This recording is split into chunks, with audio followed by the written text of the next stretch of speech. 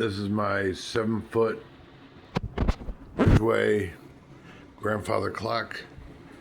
It was given to me by a friend that went into a nursing home indefinitely. They cleared out her apartment, and her son said that she wanted me to have it. She was a good friend. I used to take care of her back in the 2010s. And yeah, I really like it.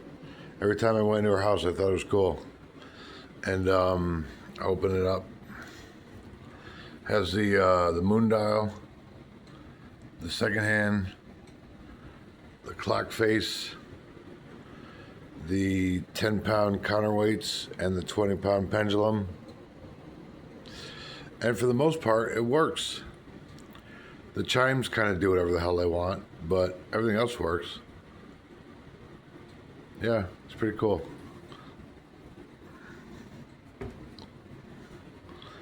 Give you a good view of it. Thing's a beast.